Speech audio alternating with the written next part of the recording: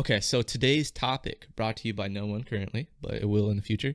Today's topic is how to make a podcast and podcasting in general. So we thought that, with 2021 rolling over and it being the new year, some of you might be interested in making a podcast or learning how to make a podcast, but don't know where to Everyone start. is at this point. Everyone's favorite celebrities fucking made podcasts in lockdown because they had nothing else to do and they still wanted to make money. So a lot of their podcasts suck too, dude. They're like bad, but they just get a ton of people that watch them because they love the celebrity. So, and I know we've touched a little bit on how we make our podcast, but today we're really going to go in depth for the people genuinely curious about how we do this, because I get asked all the time, be like, how that must be so difficult. How do you even record a podcast? Like, it's not that hard, depending on how far you want to go with it. It takes a long time though, because you have to eat shit at first. Like Austin and I had to go through these phases and learn things and kind of go, oh, this is a little bit better, this is a little bit better, and the quality consistently goes up. Like, we've been doing this for 6+ months now, and it took us a long time to get to where we're at. So we're hoping that we can give you this information and you can just jump on and be ahead of the game. So, well, in a production standpoint, if you're not funny, then you're not fucking funny or informative or whatever you want to be. If you don't have a fucking beard like Austin, get off the air. I don't know what to tell you. So, and I just have the goatee. This is it's starting to look good. You gotta keep going. It's not bad. I'm working on it. Okay, so let's start off with, you need to figure out who you're gonna podcast with. If you're gonna podcast with somebody, obviously. Austin and I knew from the jump we wanted to make a podcast together because we're fucking hilarious and we mesh well together and we have similar interests. And we have stories to tell constantly. We're always doing stuff together that warrants, quality telling. Content. Yes. So that's the first thing you need to figure out. If you're going to go solo, it's going to be a little bit more difficult. Generally, solo podcasts are for people who have like a specific genre to talk about. And then each episode they do, has like a specific topic that they can just go on without stopping, because you got no one to like bounce ideas off or, set up or knock down jokes. It's like generally one-man podcasts or woman, don't fucking come after me, are really more informative than they are like funny or it'd be kind of weird for someone to do like a stand-up comedy podcast with no laughter in the background. That'd be interesting. Very interesting to see.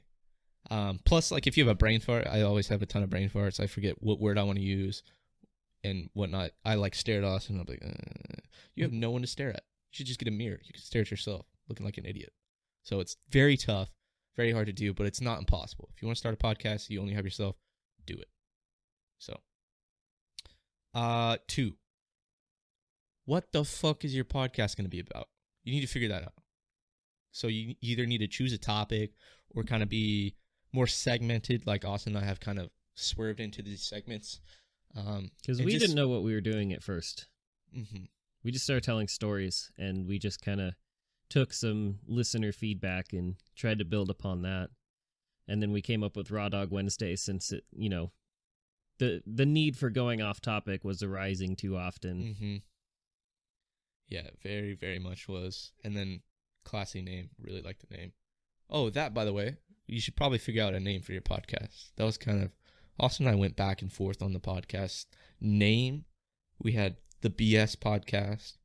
The B and S podcast. B and S podcast. And then eventually we figured out that there was other people out there with those names. So we just went with our name, the Bicknell&Shea podcast. Because that's what it's about. It's about us. So definitely choose a name.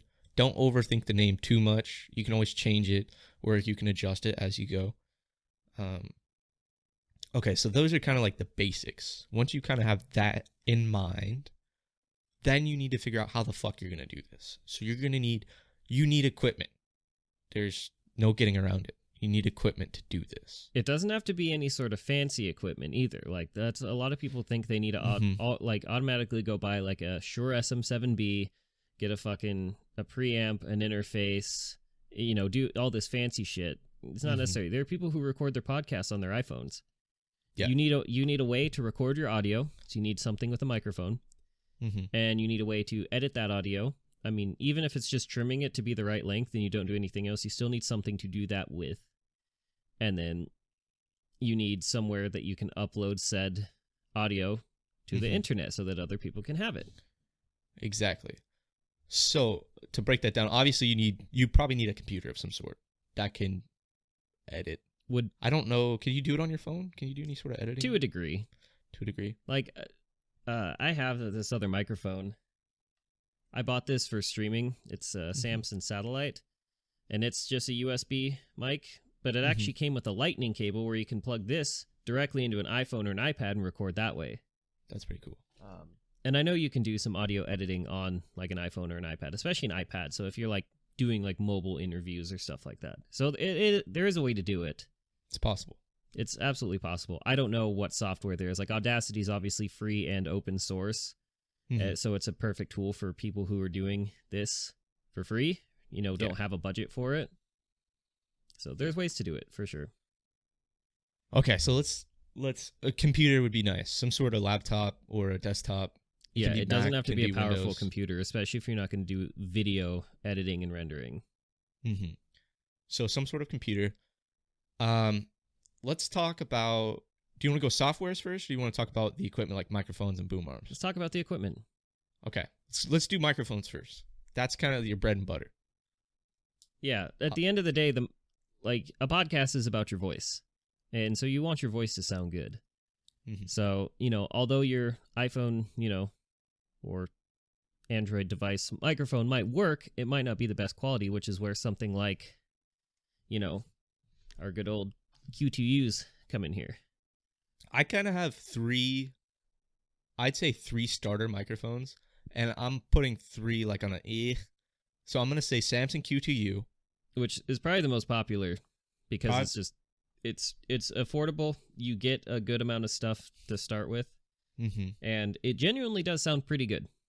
It sounds really good. Comes with the pop filter to go over the microphone. It's basically I'd call it like a singer's microphone. I don't know. That's what I would think. A lot of people say it's like almost like a karaoke mic. Yes. Like it's just like something that you would kind of standard hold in your hand. Oh God. It's got the on and off. Mic. The nice thing about these is they're versatile. So if you look on the back, there's both a USB port and an XLR. So XLR is, is your analog audio. That's what you would like hook up multiple microphones to like a mixer. So you can have more than one of these, in your studio. And we say studio very, generally because currently my living room, I started out in my walk-in closet was my recording studio. So yeah, Samsung Q2U, what, about $70? 70 to 80, depending on, supply and demand. Demand's probably pretty high right now. Best Buy, Amazon, good place to get them. And big fan of the Q2U. So that's one. So you get the mic, and you get this stand. So you get a stand with a little extender with a tripod. Stand's nice. Tripod, you can set it right in front of you. And then it even... Wow, real professional me. It comes with an XLR cable, too. So you don't have to buy one separate. So it comes with everything you need to... and a USB cable. It comes with everything you need to get you started using it with whatever interface you're going to be doing, whether it just be your PC or mixer or anything. Yes. Okay, so that's Samsung. I'd say the other one that everyone blows a load for is the Yeti. Would you agree? The Blue Yeti, absolutely. A lot of people like the Blue Yeti. And the thing about the Blue Yeti, it's just a USB microphone. But the thing is, you can use one mic to record multiple people as well. So if you can all sit around a round table and talk into it and it'll pick you all up. It's similar concept to my satellite. And this is becoming very apparent that I am not a vlogger. I'm not set up for, showing stuff on the video, but I'm doing the best I can. It's like this. Obviously, it has, 360 degrees around it of mic pickup. So you can set it to where you just talk right into it, or you can set it to pick up all around. So I could just set this on a table and record everyone and do it right into a computer. The Blue Yeti is the very same concept. It's just a lot more popular. Very popular, especially for streamers and whatnot. You almost see every fucking streamer. Everyone's always yelling, "You've got the Yeti turned upside down. You've got the Yeti turned upside down." Which is funny because if you buy the shock mount for the Yeti, it hangs upside down. This is okay. It can do this. It's okay. So I'd probably say those are the top two that people really go hard over. I suggest using the Samson QTU unless you're trying to record a bunch of people in one room and go with the Yeti. And then they're different types of microphones too. Yeah. Like this is meant to talk directly into and pick up your voice really well. The farther away you get, the less clear, and precise that your audio can be. Exactly. And if you have a Yeti and you're just trying to talk straight into it, it's going to pick up, like, let's say you have dogs or you have any other sort of sound, it's going to pick up all that other shit. Yeah, so, unless you really dial in the, your gain on the mic, do a noise gate. There's stuff that you can do to combat it. But if you just want to start out and you want to just get something that just straight up works for specifically podcasting, the QTU is pretty hard to beat for under $100. Really good microphone. And really avoid those like cheap no brand Amazon special ones. Yeah, maybe $30, but it's going to be $30 pretty wasted. Yeah. Okay, so my third microphone, which I put an on, because it's kind of a step up, like we're talking about, would obviously be your Shure microphone. So if you want to, this would be like, I don't suggest getting it off the rip because you don't need it. You need to learn. You need to, start with either the Samson or the Yeti, and then once your podcast grows, adjust your microphone. So the mic that I have, the Shure MV7, which I talked about when I got it, is very much in like that mid-tier range where it's like you're not ready for like something like an SM7B that requires a bunch of other equipment just to make it work. Where this is the same thing as like the Q2U, where it has the USB and XLR interface. So you can plug it into like a fancy mixer and like plug multiple in and have like, all sorts of settings on that. Or you just plug it straight into the computer, which is what I have right now, which works because it's just me. Yep. But, it's definitely a higher quality of microphone. Shure has been known for decades and decades. And this one's like recently released, and the whole point of it is like you're recording from home and you don't have like a soundproof studio and like there's imperfections. It's meant to kind of work around that. Yeah. I find all the time, like it will not, I'm in my living room, which is attached to the kitchen. It will not pick up my microwave beeping. Like it just will not, because it's so directional. It's meant to be talked directly into the end of. So yeah, I would say those are the three. There are many others. Yes, there's fucking so many microphones. So many other brands make a microphone so similar to the QTU, but obviously we can't mention all of them. But this is what we would recommend. I honestly, I would recommend the Samson QTU. It'll carry you pretty far, honestly. Pretty fucking far. I'm still recording on it right now. Unless people have genuine like studio grade headphones, you're not going to hear a lot of the difference once you actually like post-process the sound to like all have the same, like tone to them. It's very difficult. I only started hearing the difference of the QTU versus other mics when I got studio grade headphones. Exactly. And that kind of swings us into our next category. You need some form of fucking headphone to plug into your mic. So to a degree, you don't necessarily have to monitor yourself while you record. So what me and Jeff do, we plug our headphones into the back of our microphones because they offer zero latency monitoring, which means you can hear yourself talk in your headphones to make sure you're not like screaming or whispering. It really helps because we have to listen to each other, obviously, like over Zoom. And so we can't just like have headphones off and like have a conversation with each other across the table. Yes. So the monitoring is very important. That's something that both the QTU and the MV7 offer, and I think the Blue does it. Most microphones with USB interfaces will allow you to do zero latency monitoring. And if you have something like an SM7B that has to be plugged in, you can do monitoring like off of the mixer itself or the audio interface. Gotcha. So that's important as if you're going to be like listening to someone over over a distance while also hearing yourself. It makes it so you don't scream in your own ears. Exactly. So, and you could use really any headphone, especially when you're just starting out. I've used the Apple headphones for the Apple headphone before. I've wavered through a bunch of them. Don't suggest going Bluetooth. It's better if you have something wired, because Bluetooth naturally has latency. And if you've ever watched a video of like voice jamming, Like that's where like it plays your own voice back into your head like a half a second later, and it literally sounds like people are having a stroke because you start to like really slur and like stumble over your words. Yeah. And it messes you up. So zero latency is kind of the key there. Yes. So yeah, just get just about any pair of headphones, and once you work your way up, I would say, either go with Bear Dynamics. You can look at we can't make any sort of recommendation of headphones because everyone has a very individual taste and preference. So but we can give a couple to look at. I would say there's Sony, Audio-Technica, Bear Dynamic, all sorts of. Shure also makes headphones, but they're usually on the higher end. Just So about just anywhere take a look that around. makes headphones will usually have a higher end model that works. And really, it matters more to have decent ones when you're at the one doing the editing and the audio mixing, so that you can actually hear the differences happening as you edit. Yeah. Because some, headphones that are real cheap, they just don't have that range of like you and the clarity of you to hear like small changes that are happening. Yeah. So that's the whole reason I went with something more professional grade, since I am the one doing the editing. And, it can definitely hear the difference between the Samson and the Shure in these headphones specifically, whereas in my like cheaper Sonys, I couldn't. Exactly.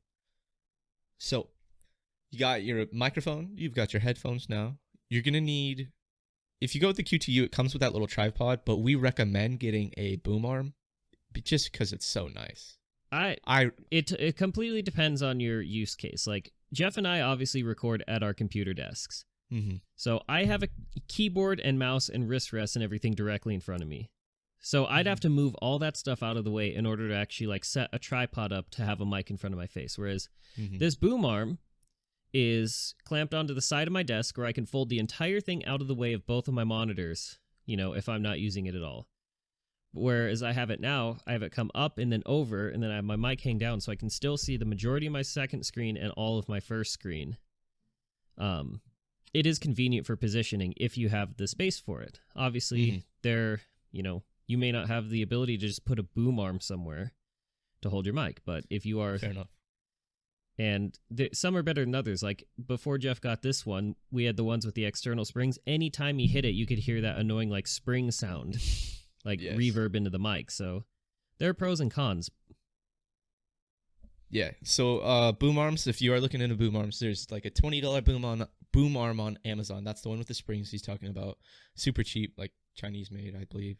And if you tap on it, it's super fucking loud and annoying. Just go to some of our earlier podcasts, you can hear it. And then we did Upgrade. This is another Amazon based fucking boom arm. Actually, it's the same company. It's just better model. The springs are inside. Internal. So like on mine, like the springs are in here, so you can't just like. Yeah. It doesn't make a lot of noise. It does make noise, obviously, but not as much. Yeah, it's really good. Try not to touch your fucking microphone if you can avoid it. But if you have something like this, it's not as bad. You can move it around, fuck with it.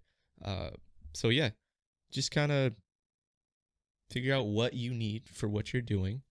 I honestly, though, if you're going to be doing video like we're doing, I prefer a boom arm because you can sit wherever the fuck you want. Versus if there's a tripod, you have to go up and really get in close and get up next to that fucking tripod.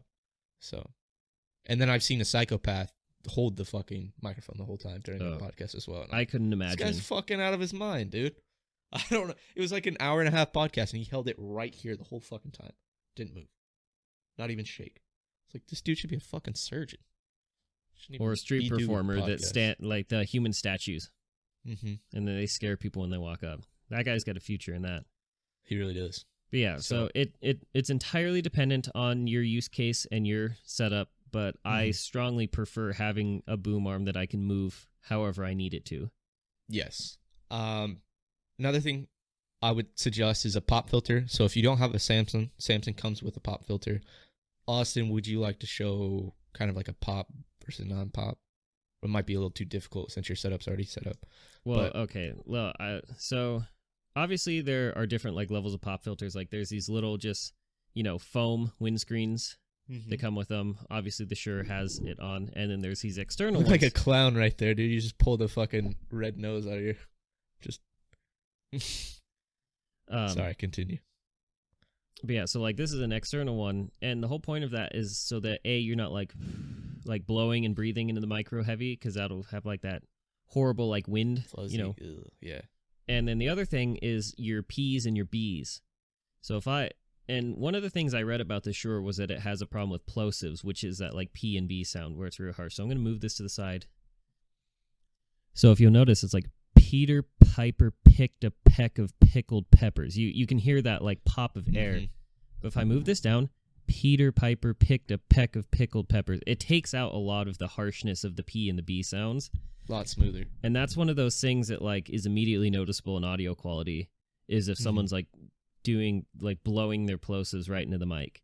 And I've actually ordered a better version of a pop filter that hooks up onto here and is kind of smaller, but it actually has like another foam sponge inside of it as in addition to the mesh. Yeah. So it's just one of those things where it's like, you know, your production value and your quality go up immediately if you don't have those.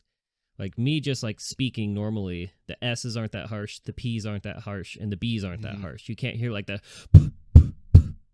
like you really have to overemphasize it to get it through the pop filter. So gotcha.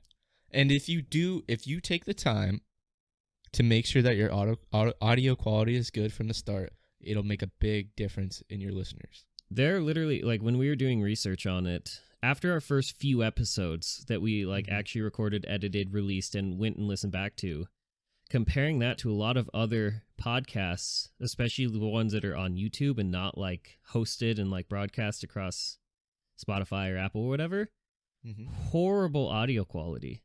I mean, literally, it's like sounds like people are recording audio with their webcams. You know what I mean? Bathroom, screaming into their toilet. Yeah, like, and they have, you know, still get, you know, hundreds or thousands of views. So it's like, if you already have good audio quality and your content is good, it's going to put you ahead, you know, a little bit, because it's like, wow, this sounds professional and it sounds like care was put into, you know, the making of this.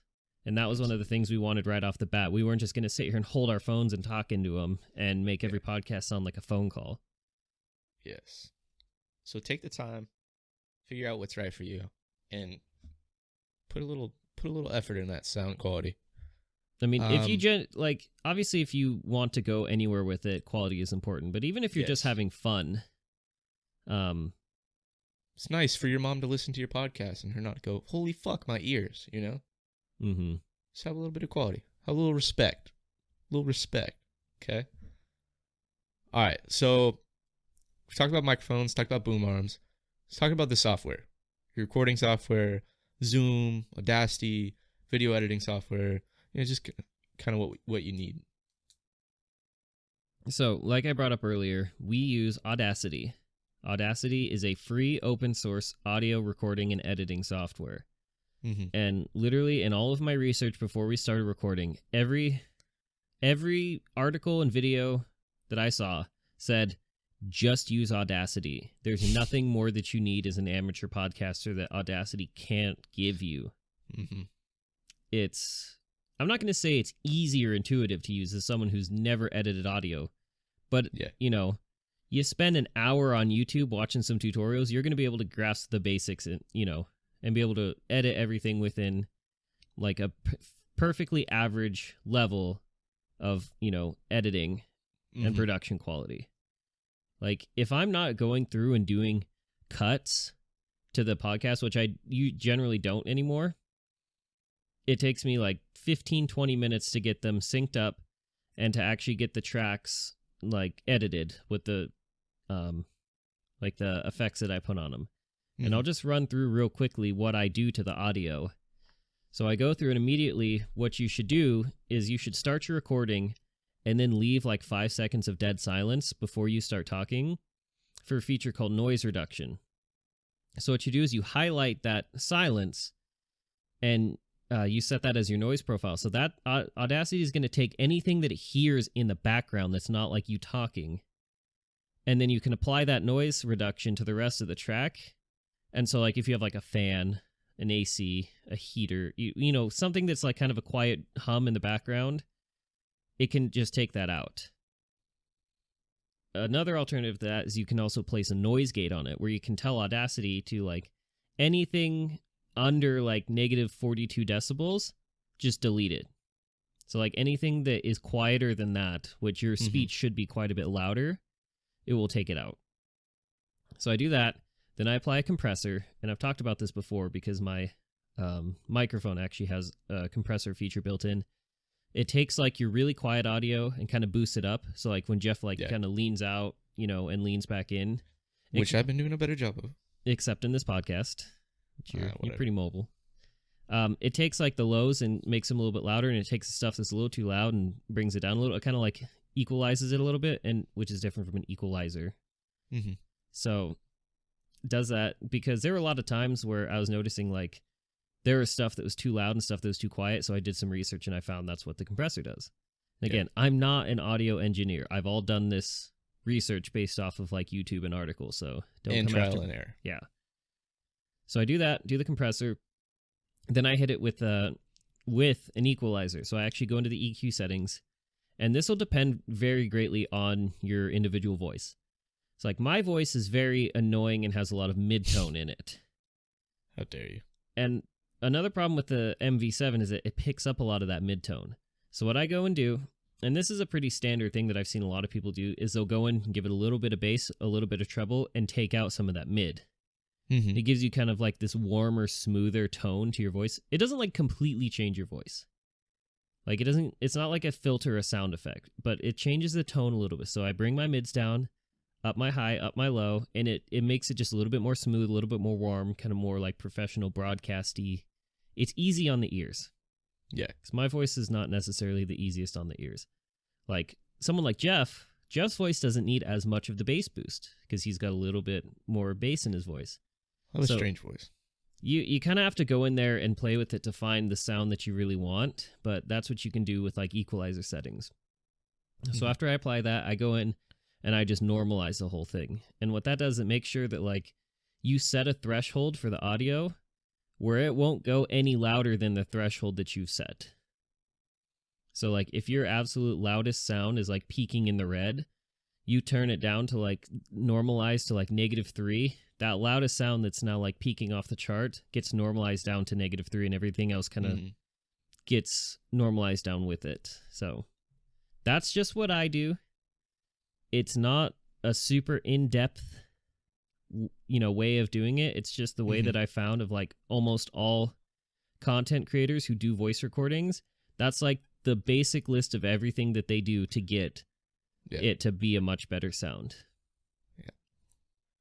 Which is our audio quality is really, really good. Austin does a really good job, and he's learned a lot and put a lot of time into figuring out little things and little adjustments to get our audio quality. Also, a lot of people are like, it's like 15-20 minutes. Boy, it sounds like you don't do any editing at all. It's like, well, it's not that the editing is what took me a while. It's learning how to do it, because the Audacity makes it pretty easy. A lot of it's just like, you select the whole track, you apply your settings, and it just does it for you.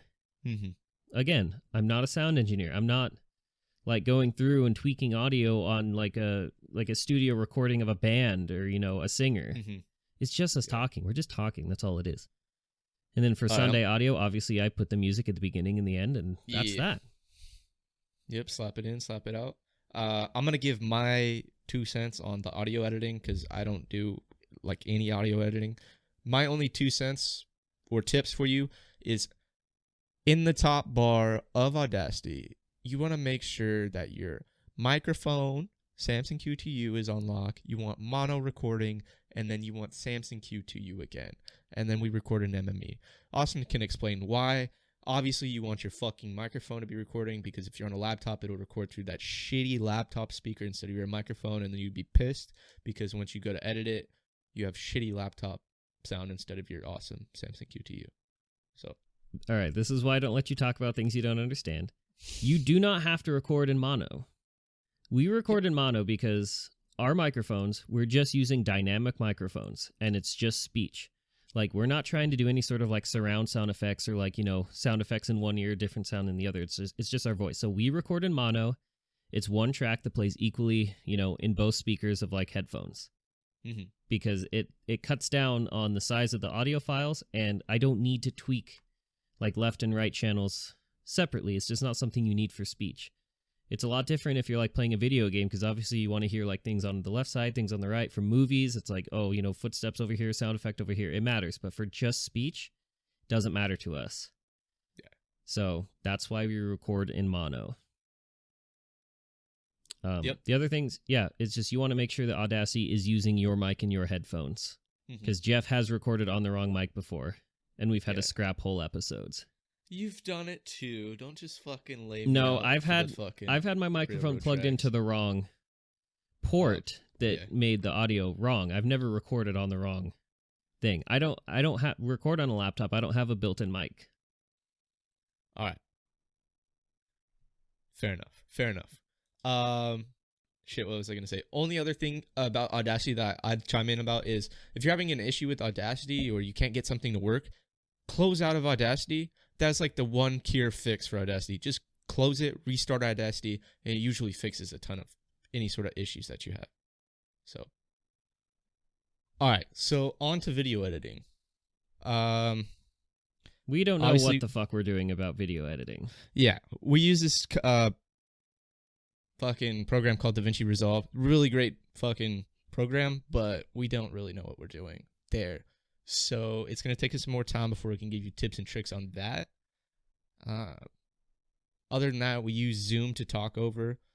And I'd say give them a rundown real quick on the hosting so they can get their shit out there. Yeah, so you've bought a mic, you've got headphones, you've got your setup going, you record your audio to your computer, and now you have the sound file. It's edited, sounds great. Now you need to know what the hell to do with it. You need to host it somewhere. So the best way to do it, if you don't already own a website with a lot of bandwidth where you can host, audio, is you use a hosting service. So Jeff and I use this service called Buzzsprout. Now this particular hosting came up in a few of the how to start a podcast guides that I read as being, dependable, fairly priced, and, has a lot of good features that you can take advantage of. So you pay a monthly fee. Well, you don't have to pay a monthly fee. You can upload content for free onto Buzzsprout, but it's only up for I think 90 days before it deletes and you have to re-upload it. Or you can pay a monthly amount to have it hosted indefinitely as long as you pay. Because it's not easy for just one person who has a website to host their own material. You need somewhere that has servers with a lot of bandwidth and a lot of room to store that. So Jeff and I pay $18 a month, which is not a large amount of money. I mean, most of you probably spend more than that on fucking Starbucks. So it's not a large amount of money per month. And I think we get 6 hours per month. And it's hosted indefinitely, and that includes, so they're all hosted on Buzzsprout. So you can go to Buzzsprout, look up our podcast, and listen to all of them there. But what it does is it also gets you listed on directories. So we're talking Spotify, Apple Podcasts, iHeartRadio, and a bunch of the other weird random little podcast listening places. Yeah. So as long as you submit your podcast to those platforms for approval and you get approved, your hosting, service will list you on those sites, on those directories. So every time we upload a new podcast, it goes to Buzzsprout, and then Buzzsprout then distributes it to Spotify, Apple, and iHeartRadio and Google Podcasts for us. Yeah. So every new episode pops up on that without any additional work, which to me is worth the worth it money by itself. Is I only have to upload it one place. Super fucking nice. And then I can link that to our website and it pops up there too. So yeah, provide you with an RSS feed. Even if you don't have the means to make a website, Buzzsprout allows you to have kind of a homepage for your podcast that you can give to people as well, if you're not willing to pay for your own website. Yep. Okay, so we got hosting. The only other thing that you should, if you want to take this seriously and you want to get your info out there, you need to create social media. So make an Instagram, make a Twitter, Facebook if you want. Reddit's a great place to chat about your podcast, get tips, help, post your videos, YouTube, all great. Just stay up, post your content, be consistent. We can dive more into that another time. And then finally, the final thing that I'll really say about podcasting, stay on a schedule. Austin and I, we do videos every Wednesday, we do Raw Dog Wednesday. It's about 30 minutes. And then we do a Sunday. So when we do it every fucking Wednesday, and we do it every fucking Sunday. We've so never missed releasing a podcast on time. Sometimes it's been late at night because things have come up, but we've always released it on the day it's meant to release. Consistency is huge for people that want to come back every week and listen to you. If you're late, people are gonna be frustrated. So keep up on it. You know, always find ways to improve your quality. Always find ways to improve your marketing, and most importantly, just have fun. Exactly. Jeff and I started this because he thought it would be fun. And I said, yeah, sure, I don't care. And now we're, you know, between the two of us, a couple $1,000s deep in equipment, and we've been doing it for 6 months and haven't missed a beat. So, yeah. And there is a real potential out there to make a legitimate living off of making a podcast. It's not easy, and it's not something that everyone's going to be able to achieve. Yes. But it's absolutely possible. I'd say it's probably even more accessible to do that than to have like a legitimately successful like YouTube channel. Because although podcasting right now is pretty saturated, YouTube is far more saturated. Mm-hmm. So, all right. So yeah, that'll wrap up our podcast edition. We'll come out later with probably more info on like breaking through it, like figuring out how to get advertisements and talk more about social media and things like that. But other than that, we're going to cut it there because we've been going pretty long-winded.